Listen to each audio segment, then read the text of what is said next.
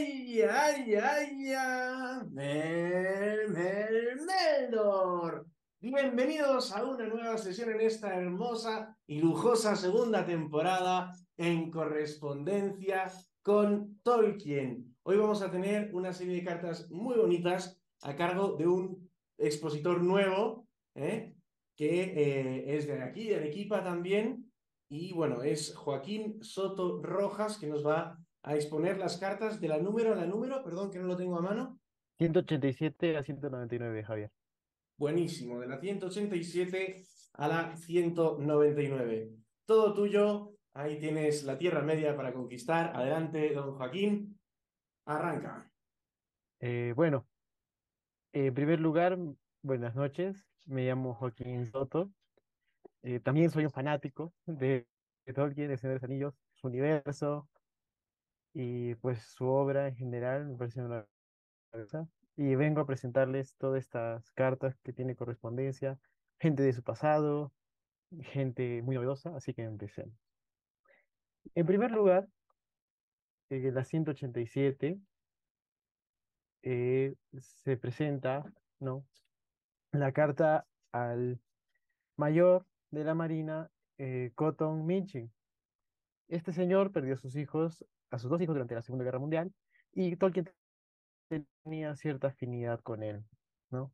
Bueno, le habla sobre ciertos detalles cartográficos dentro de la Tierra Media, así como que trabajó con su hijo durante 2 días seguidos, sin dormir, sin comer, todo un trabajo muy, muy profesional, ¿no? Muy centrado. Además de esto, narra cómo, angustiado por la precisión del idioma, de todo lo importante, es que se tuvo que mandar varias correcciones y pedir cuentas al departamento editorial de quienes publicaban el libro porque habían omitido varias innecesarias signos gráficos en los idiomas élficos, ¿no?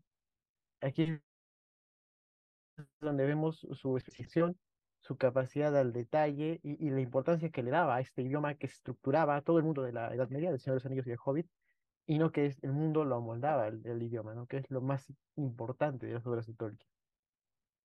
Y es así como también empiezan a llegarle correspondencia y narra a esta persona, Cotton Mitchell, que las audiencias especializadas, los geólogos, historiadores, el público que era muy fanático, le pedían, oye, ¿y qué hay de los otros dos magos que no aparecen? ¿Cómo es la toponomía? ¿Cómo es la geografía?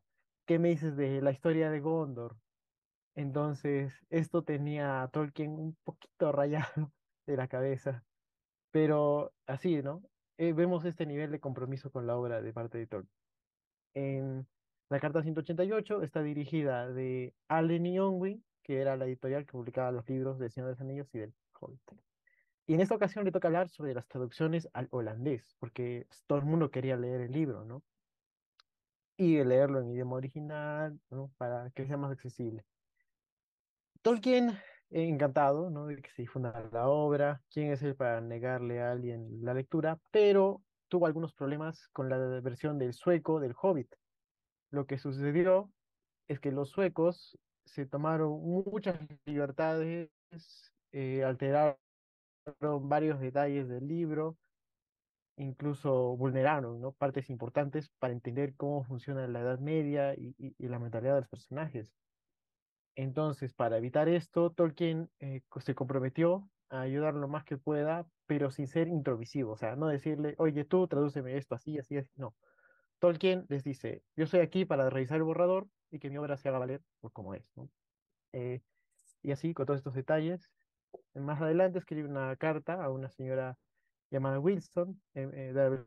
Wilson, y a quien se hace muy curioso, ¿no? Muchos niños a partir de los 10 años se interesan en la trilogía del Señor de los Anillos, y a Tolkien le choca porque este libro supuestamente no era para ellos, ¿no? Dado sus contenidos maduros, que necesitaba una visión histórica más avanzada para entender los reyes, virtud moral, que también existe en los Señor de los Anillos, o pues en el catecismo más avanzado, cuando más vamos avanzando la religión, entendemos mejor estos principios o aceptamos mejor los sacrificios, las llamadas, la santidad, ¿no?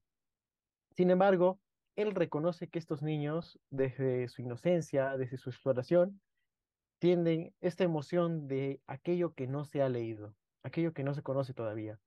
Y era un mundo evidentemente excitante, porque muchos de ellos habían o que han tenido contacto con el Hobbit, ¿no? Que recordemos que empieza como un libro infantil, y de hecho Tolkien lo consideraba infantil, ¿no? De ahí pasamos a nuestra carta 190 cartas, qué locura, ¿no? Ahora no escribimos ninguna, ¿no? Bueno, y esta parte se centra en la traducción al holandés. La cuestión con la traducción del holandés es que a pesar de tener personas muy calificadas, muy conocedoras en traducción de novelas, en lectura interpretativa, ¿no? O sea, no es como que yo paso Shakespeare literal del inglés al holandés o a Cervantes. No necesito agarrar ciertas palabras, acomodar ciertos tonos o ajustar ciertas estructuras a la gramática, pero que sigan teniendo la esencia de la obra. Eh, Así es como este traductor se toma ciertas licencias que no debe para que entre en juego con el idioma, ¿no? Con el holandés. Y es justo por esto que tenemos que cambia la esencia de ciertos diálogos y otros elementos. De hecho, se metió con la comarca, en lo cual para la toponimia, para el entendimiento de esta especie de sátira del campo inglés, o mejor dicho, de las familias adineradas, retiradas de las urbes de Inglaterra, porque los hobbits eran todo menos pobres, ¿no? O sea, Bilbo tenía muebles de oro, cubiertos de oro, como se trata al final de la aventura, incluso sus familiares fueron a vender todas sus cosas, ¿no? Así es como este traductor, cometiendo una infidencia, empieza a cambiar ciertos lugares. La esencia de El Señor de los Anillos es una esencia inglesa, pero no una esencia inglesa de Hanover, de la historia contemporánea de Nelson, sino historia inglesa previa a la reforma de Enrique VIII, ¿no? O sea, los Lancaster, Guerra de dos Rosas, la lucha contra los vikingos, la evangelización de los vikingos, justamente esta civilización, ¿no? Y es por ello que alterar los nombres para tener acceso contextual, para que me entienda el público que lo va a leer, es una vulneración a la esencia misma de la obra, ¿no? El traductor se tomó la libertad de cambiar el término hobbit y orco por ogro o figuras similares o que suenen bien en holandés. eh, y asimismo, varios lugares como Rivendell, varios lagos, les puso nombres similares a lagos europeos, como el lago Como, como Florencia. Entonces, no, aquí con mucho respeto, con mucha educación, pero con un tono muy firme, eso sí, declara que no se puede vulnerar de esta forma la obra, ¿no? De ahí continuamos a nuestra carta 191, dirigida a la señorita Bam, quien habla de Frodo. Está interesada por Frodo, la lucha contra el anillo, qué significa su cruzada, y eh, ciertamente Tolkien dice que Frodo falla, es derrotado por el poder del anillo, pero sin embargo es salvado por gracia, porque recordemos que Gollum vive gracias a la piedad de Bilbo y al final es el bien el que termina ganando sobre el mal, ¿no? Sobre el poder, sobre la corrupción que genera el anillo. En esta carta hace dos bellas citas, la primera al 10.º versículo de Corintios, de la primera carta a los Corintios, y la segunda al Padre Nuestro. En esto, Tolkien hace verdaderamente presente la virtud católica que él profesaba, y así es como da varias citas, ¿no?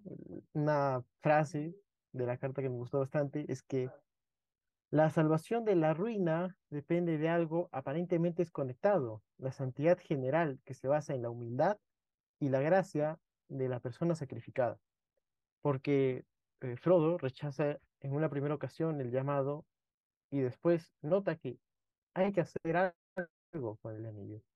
Siente este motivo mayor a él mismo y lo acepta como una carga, ¿no? Porque recordemos que arriesga su vida, le persiguen los jinetes negros y toda la historia que conocemos, ¿no? La sublime historia.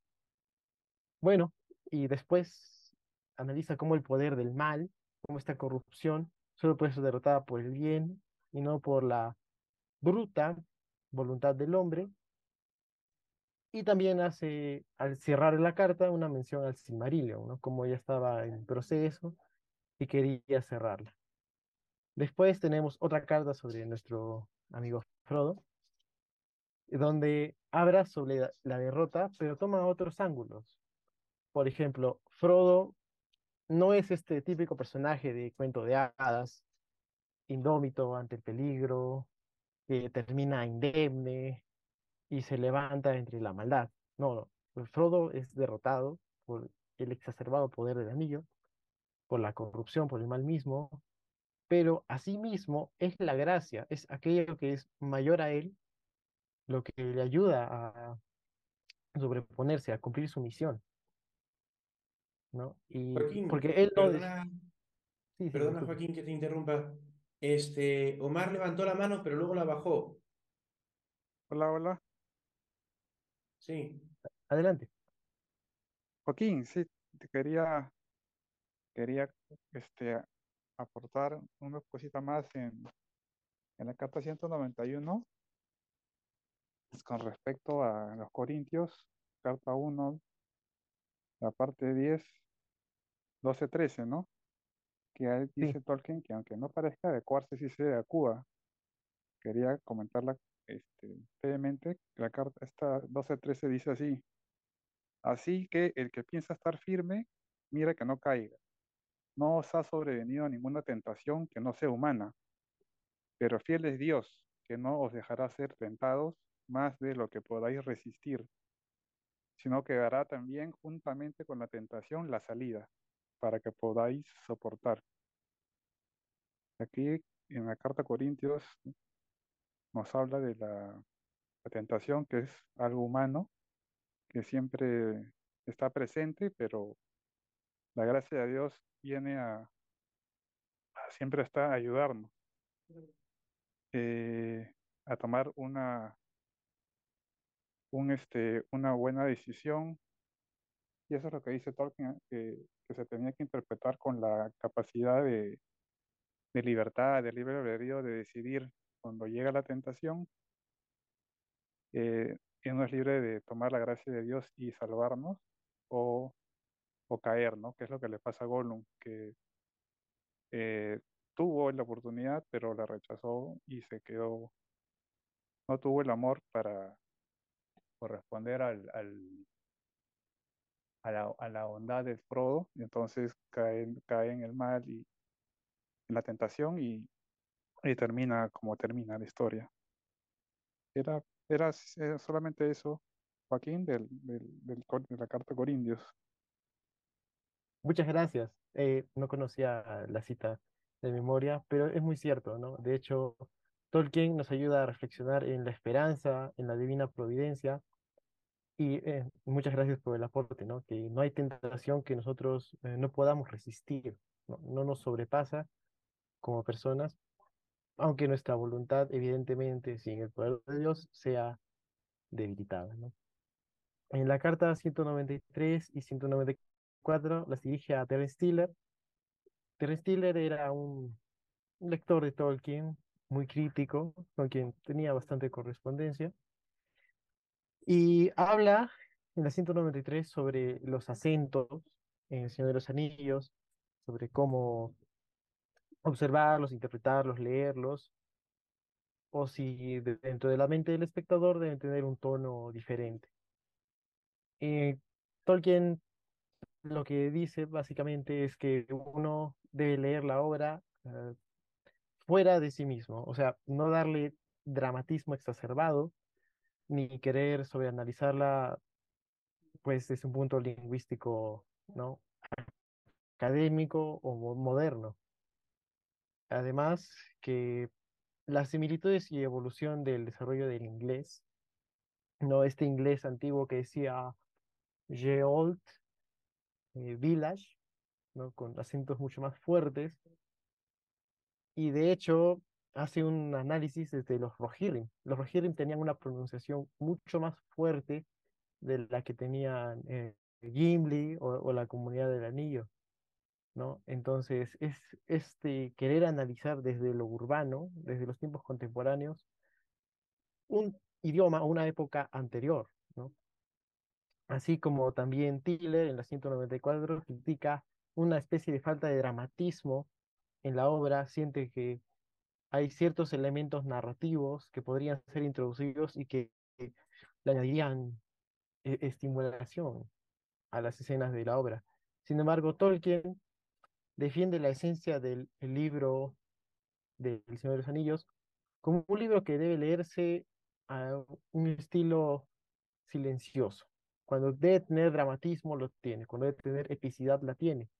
Pero las escenas de transición son escenas que debemos verlas no como nosotros siendo escritores o narradores, sino como simples observadores de lo que sucede en la Tierra Media, ¿no?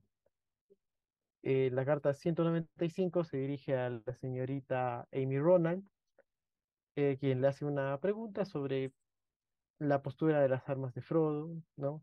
Y aquí es donde hace una reflexión sobre lo que muchos hombres de bien, católicos, romanos, piensan sobre la violencia, lo que él mismo manifiesta, y es que Frodo, si bien no quería que la comarca o el mundo ande matándose, ¿no? Todo el tiempo o utilizando la violencia, sí reconocía que las armas tenían un valor dentro de la sociedad. Recordemos que Aguijón no solo le ayudaba a saber cuando había unos orcos, sino que en varias partes del libro, pues evitó que lo mataran, ¿no?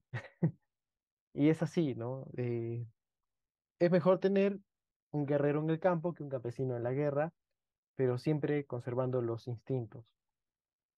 De ahí continuamos a la carta 196, una carta muy breve, donde nota que C.S. Lewis tenía un comportamiento un poco evasivo, teniendo que refugiarse en la charla literaria. Sin embargo, no sabía que para aquella época Lewis contrajo matrimonio en una iglesia cerca de un hospital porque su esposa Alegría, o en inglés Joy Lewis, que se convirtió en su esposa, estaba, ¿no? Con un diagnóstico, aunque negativo, de cáncer. Entonces, es así como analiza su comportamiento y habla un poco de cómo su academicismo le hacía rehuir a ciertos problemas, ¿no? Claro, con criticismo, pero no adrede, ¿no? No por juzgar. Entonces, pasamos ya a las últimas tres cartas, ya casi.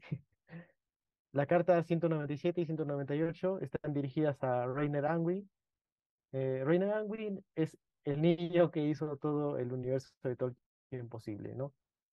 El niño que leía y daba notas, correcciones y ayudó a construir todo el mundo fantástico del Hobbit, a que no solo fue un éxito comercial, sino que constituyera una esencia y fuese una historia digna de ser contada, ¿no?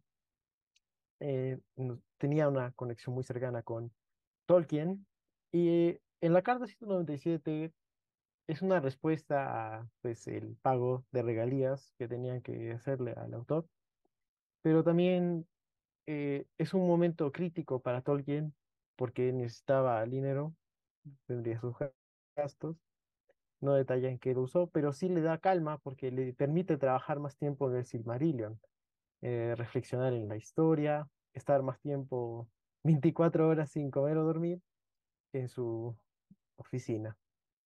Es por esto que también ve que el futuro es próspero y agradece que la editorial Reiner Unwin, sus socios, se encarguen de todos los problemas con aduanas, se encarguen de eh, todas las partes logísticas un poco tediosas que puedan padecer los, las editoriales, ¿no? Y bueno, ve un futuro promisorio del Señor de los Joaquín, Anillos, de las publicaciones. Sí, sí, adelante. hola Joaquín. Justo aquí parece contradictorio, pero la radioadaptación de la BBC que hicieron de que Tolkien criticaba, eso también ayudó a las ventas y a su, y a sus ingresos del libro, ¿no? Contradictorio, pero cierto. Sí, justo, muchas gracias, Omar. Justo la 198 habla de una oferta de los Estados Unidos para hacer una versión animada del libro, de la trilogía. Y en términos de Tolkien, en tanto estoy concernado, preocupado, concernado de cómo sería la idea de una serie animada de Señor de los Anillos, con todo el riesgo de la vulgarización como una parte de ganar más dinero, pero en la retirada de esta posibilidad poco deseable, ¿no? O sea, que tomar un libro con tan bellos mensajes que sea trasladado a un entorno animado donde no se tome su esencia real, ¿no? Y que encontraría esta vulgarización animada mucho menos dolorosa que el atontamiento que logró la BBC, ¿no? En la traducción de radio, aunque de forma irónica agradece que haya ayudado, ¿no? Esta publicación de la BBC. Muchas gracias, Omar, de nuevo, me ayudas mucho con la ponencia. Y luego, en la 199, se encuentra una propuesta un poco controversial que se le hace a Tolkien. La señorita Caroline Everett, en el 57, le hace una propuesta de escribir una tesis en base a Tolkien, ¿no? A su proceso creativo, su escritura, cómo es que él influye en la sociedad, la maestría que existe detrás del Señor de los Anillos. Y sin embargo, Tolkien responde con mucha humildad, que es saber lo que uno es, no van a gloriarse ni humillarse.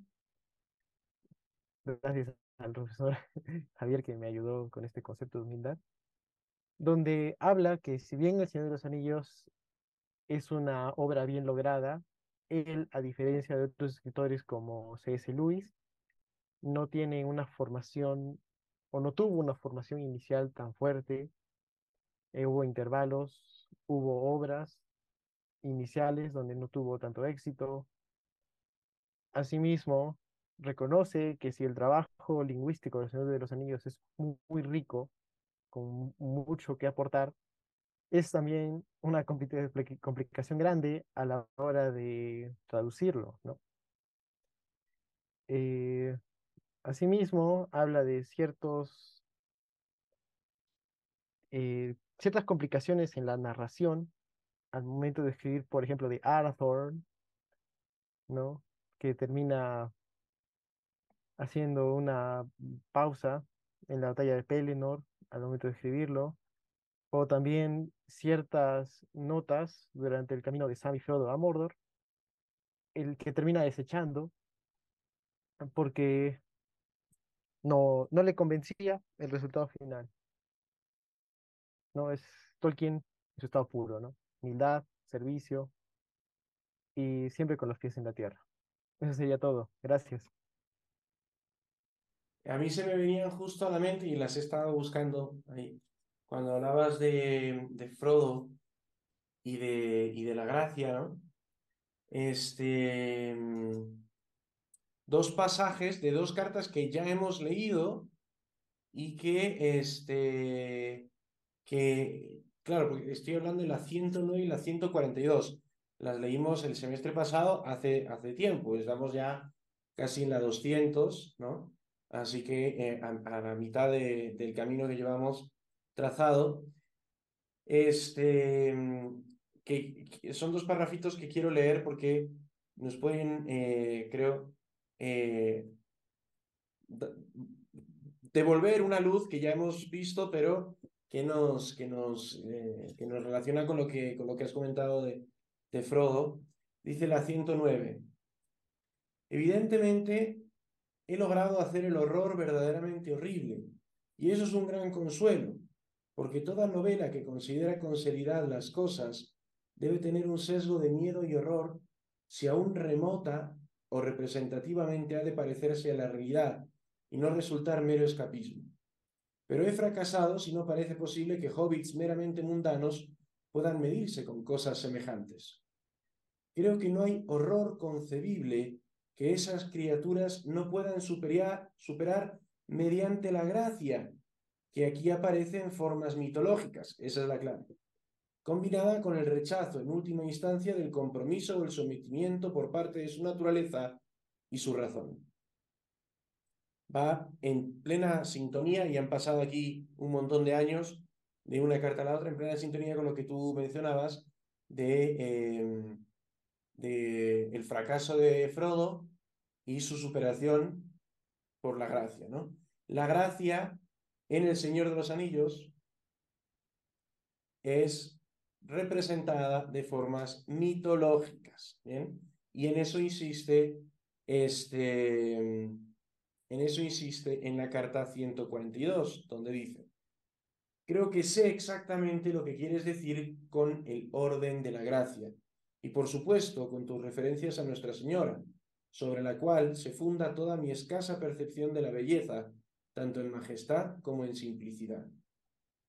El Señor de los Anillos es, por supuesto, una obra fundamentalmente religiosa y católica, de manera inconsciente al principio, pero luego cobré conciencia de ello en la revisión. Aquí está la casa. Esa es la causa por la que no incluí o he eliminado, es decir, había incluido y elimino toda referencia a nada que se parezca a la religión, ya sean cultos o prácticas en el mundo imaginario, porque el elemento religioso queda absorbido en la historia y el simbolismo. Para él hay que recordar que la historia, cuanto mejor historia es, más sentido alegórico se le puede encontrar para quien tiene propensión alegórica, ¿bien? Y al revés, cuanto más cuanta más alegoría se procura en la producción de un texto, se acaba convirtiendo en una historia unívoca y sin mayor riqueza, ¿no? Entonces, es muy interesante la visión de Tolkien, porque Tolkien es un católico en un mundo protestante. Y el principal asunto ahí, en ese asunto entre católico y protestante, bueno, están los sacramentos, hay muchas cosas, pero todo eso refiere justamente al orden de la gracia, el asunto de la gracia, ¿no? Porque si te salvas solo con tus fuerzas, si te salvas solo por la fe, sin las obras, si te salvas, si los sacramentos tienen eficacia porque tienen gracia, etcétera, todas esas cosas son las que se discuten en el mundo protestante, y él refleja su visión católica de una manera no explícita, pero sí subentendida, sí explicitada luego en sus propias explicaciones, ¿no? Y que es muy rica, porque manifiesta una clarividencia y una comprensión teológica incluso del asunto, y una prudencia o astucia casi para enamorar a un público protestante, como era mayoritariamente el público inglés, eh, en un mundo ontológicamente católico, como es la Tierra Media. Es un genio, es un genio. O sea, lo que hace es una maravilla, y la relación que hay entre esfuerzo y gracia, que sería pues difícil de explicar para liberarse del pelagianismo, del semipelagianismo, de todas las herejías por las que ha sido purgada la iglesia, es genial porque es exacto. Lo único que no hay es práctica de religión, ¿no? Que es la sacramentalidad, las oraciones y esas cosas. Que él lo sustituye con elementos mitológicos. Pero vamos, quería resaltarlo porque iba muy en la línea y justo yo había visto la necesidad de entender la carta 142 con la 109 y al revés, la 109 con la 142 y con esta creo que hacen un triángulo excelente para explicar lo que es el esfuerzo, la gracia en la obra de Tolkien. Javier, de repente Tolkien lo había escrito y lo como pone ahí, lo extrajo para que quede en simbolismo, ¿no? De repente había puesto ahí oraciones, iglesias al inicio. Probablemente había incluido elementos religiosos, es decir, elementos de vinculación litúrgica de los personajes con Dios, pero al darse cuenta de que era una obra católica, este, lo sustrajo y lo dejó solo en simbolismos. Yo creo que hay elementos que son muy claramente simbólicos. La luz de Aerendil, por ejemplo, es muy claramente simbólica. No llega a ser una oración propiamente, pero es muy orativa, digamos. La frase que dice Frodo Ahí a cuando Erendil. sostiene, Ahí Erendil, Erenio en Cancálima. claro, es que significa, Salve Erendil, la más brillante de las estrellas.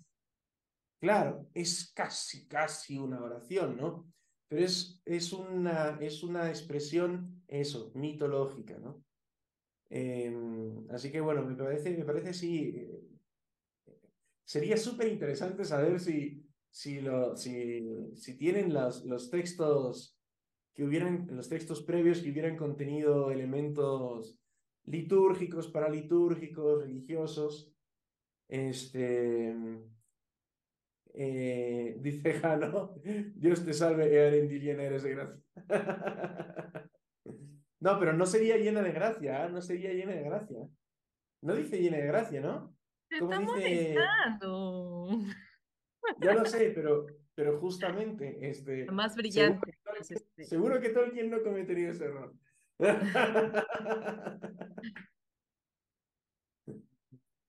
Así que genial. Bueno, no sé si alguien tiene alguna intervención más que deseara realizar, o Joaquín, ¿tienes algún Sí, comentario final? Javier, Adelante, Omar. quería comentar que esta es la segunda vez que Tolkien menciona al escritor inglés Edison. Recuerdo que lo mencionó en cartas pasadas en un contexto de que su obra, a diferencia de la de Edison, que Edison es un escritor de fantasía, él lo hacía en mundos fantásticos no relacionados con la Tierra moderna, y Tolkien, en cambio, sí. Y acá la vuelve a mencionar a Edison, que Edison parece que habían conversado sobre El Señor de los Anillos, ¿no? Acá dice que según creo, yo pensaba que corrompido por una filosofía maligna y a decir verdad tonta, había llegado a mirar más y más la arrogancia y la crueldad. Que la obra de Edison es su obra de fantasía, se llama La Serpiente de Ouroboros, y estaba revisando en la contratapa del libro que venden, dice: esta obra épica de maravillas y magia transcurre en un mundo imaginado que plantea el conflicto primordial entre el bien y el mal, que transporta la imaginación a reinos visionarios y abrió caminos a otros autores, descrito por J.R.R. Tolkien como el escritor más grande y convincente de mundos inventados que he leído. Y esta frasecita está acá al final, ¿no? Acá dice Tolkien al final: a pesar de todo lo cual me sigue pareciendo el más grande y convincente de los escritores de mundos inventados, que nunca haya leído nunca. Pero por cierto, no fue una influencia. Como que si Tolkien lo mencionas, de repente es una obra importante Merecería por la Tolkien. pena, merecería la pena conseguirla y leerla, claro. Le- leerla, ¿no? Eso solamente de la serpiente de Ouroboros, de Edison. Buenísimo. Buenísimo. Sí, también justo en la carta que yo comentaba antes, en la 149 creo que es, a ver, 142 perdón, en la 142. 142 él llama a la Tierra Media, aquí la gente se va a ofender, Gerald, revisa en inglés cuál es la expresión, él llama a la Tierra Media, que se ofendan, que se ofenda la ¿Cómo? gente, mundo imaginario.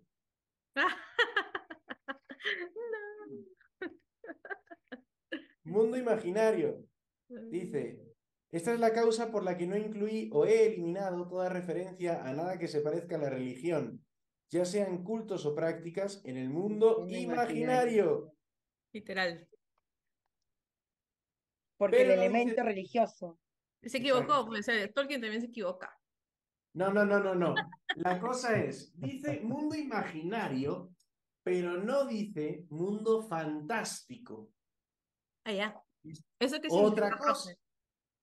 A ver, Entonces, explica, quiero saber eso. A ver. entonces hay que encontrar, y lo dejamos para tarea para la próxima sesión, No pues. encontrar la diferencia que podría existir entre mundo imaginario y fantasía, o mundo fantástico, mejor dicho. Porque cuando hablamos de fantasía también podemos estar hablando de Frankenstein, Drácula, que se dan en el mundo real con elementos de fantasía, Eso con sí tiene que ver con aparición. Fairy. Tolkien es como más fantasía moderna, ¿no? Es que Tolkien no es fantasía, Tolkien es mitología, pero la mitología, es que no quiero responderla, no quiero responder la No, diferencia. Adelante, adelante. respóndela.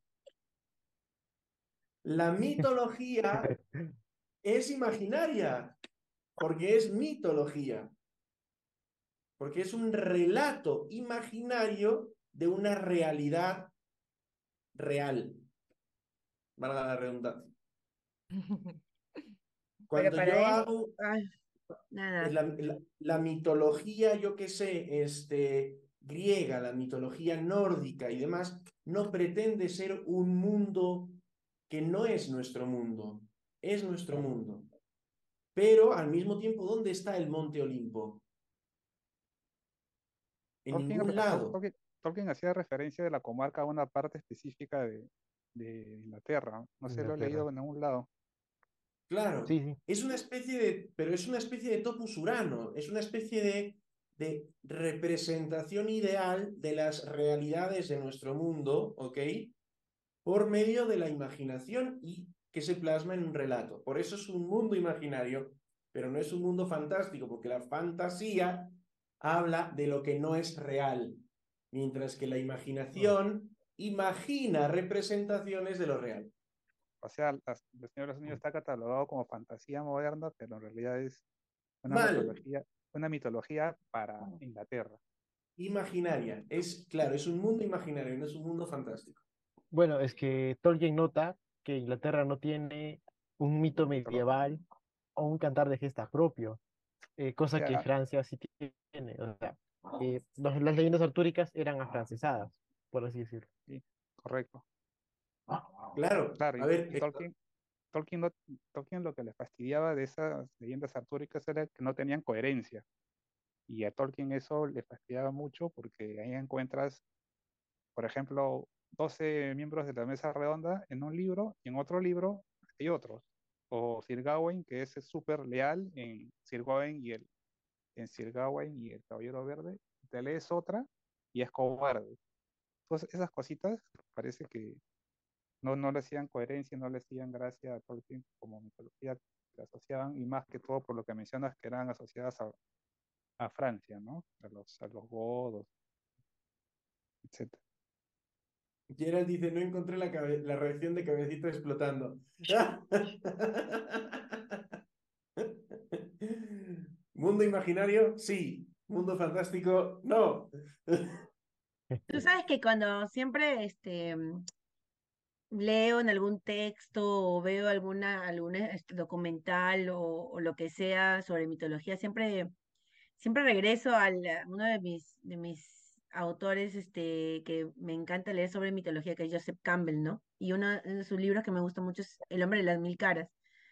Por ejemplo, acá escribí así rápidamente. Para Joseph Campbell, el mito es un instrumento fundamental para interpretar la realidad, enriquecer la experiencia vital y comprender los oscuros y aterradores abismos de la existencia humana. Y es también la semilla de las religiones que emplean distintas metáforas para explicar lo inexplicable. No sé, siempre me ha parecido un terreno interesante para explorar, de verdad, el tema de mitología visto desde ese punto de vista, ¿no? Joseph Y, Campbell tiene, de verdad, muchos libros. La verdad, ahí tengo ahí varios pendientes, pero siempre me gusta echar mano a ese tipo de literatura. Me siento que me falta, de verdad, estudiar muchísimo todavía. Blanquita, justo me has hecho acordar, la semana pasada expuse en la comisión de De lectura Culervo. sobre Culero, y entonces me puse a indagar sobre Fechada clase. Elías Lönnrot, el autor del Kalevala finlandés, y cómo Tolkien, ahí es donde asocié por qué en la carta presta tanta atención Tolkien, que de todas las mitologías, y con pena no encuentra ninguna, ni siquiera las artúricas de Inglaterra, le llama la atención el Kalevala de Finlandia y se pone a estudiar finés, descuidando sus estudios en el colegio, en el college donde estaba. Y el finés es su origen para el Kenya, y se pone y para poder traducir de los manuscritos originales el Kalevala, que lo había leído de Kirby, una traducción mala, y se pone a estudiarlo. Y a lo que voy es que el Kalevala como mito recopilado por los cantores del norte de Finlandia, Elias Lönnrot, él los recopila y sirve para ayuda a la independencia de Finlandia en 1917. Genera una identidad nacional más fuerte y se independiza de Rusia en 1917 y tienen el Día del Kalevala, de su obra mitológica, ahí en Finlandia, ¿no? Justo me he hecho acordar, ya que mencionabas la importancia de la mitología en las naciones. Da para rato un tema como este, ¿ah? Es maravilloso, Claro, me encanta, ¿no? Tolkien siempre, siempre da para más. Sí, de verdad que sí. Pero De verdad que sí. bueno quedarse con ganas, es bueno quedarse con ganas. Así que creo que podemos aprovechar y cerrar la sesión ahora. Y entonces, la próxima semana, el ponente va a ser Omar Gómez. Está. Genial. Muy bien. Pues nada, muchísimas gracias a todos. Nos Gracias, vemos en la próxima Joaquín. De sesión. verdad. Joaquín ha estado Gracias, excelente. Creo gracias que, Joaquín. creo que se Muchísimas gracias. consagra como ponente recurrente, al menos durante este semestre, sin lugar a dudas. Eso. ¿Verdad que sí? Bien, señores, el próximo encuentro a cargo de Omar Gómez, veremos las cartas de la 200 a la 209. Ya entramos en la base 2. Muy bien, muchas gracias. Nos vemos la próxima sesión. Chao. Chao. Chao.